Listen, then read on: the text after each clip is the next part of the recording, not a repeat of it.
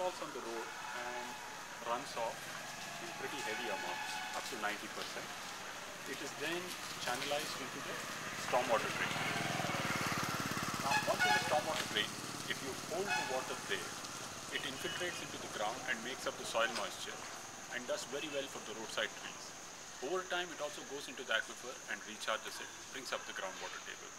Managing stormwater is about holding it in storm drains instead of taking it out of the city.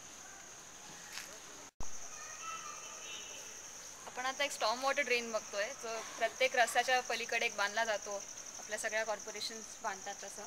रस्त्यावरचं सगळं पाणी हे usually ह्या storm water ड्रेनमध्ये येऊन पडतं. हे पाणी ॲक्च्युली खूप जास्ती अमाऊंट आहे आणि ह्याचा साठा खरं खूप चांगला आहे.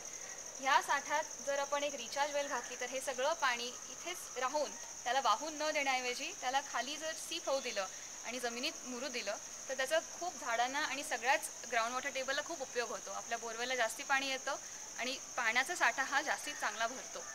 तो जर आपण हे पाणी वाहू दिलं तर ते शेवटी त्या सिवेज ट्रीटमेंट प्लांटमध्ये जाऊन पडतं, जिकडे आपल्या सिवेज ट्रीटमेंट प्लांट्सवर खूप जास्ती लोड येतो. कारण त्याचं काम हे खरं सिवेज डिस्पोजलचं करणं असतं आणि हे स्टॉर्म वॉटर ड्रेन हे जेव्हा पडतं पाणी ते स्वच्छ असतं. त्यामुळे ह्या पाण्याला सीप होऊ देणं हे जास्ती बरोबर. त्यामुळे इथे जर आपण बंड्स घातले आणि ह्या पाण्याला रिचार्ज केलं तर त्याचा जास्ती उपयोग होईल.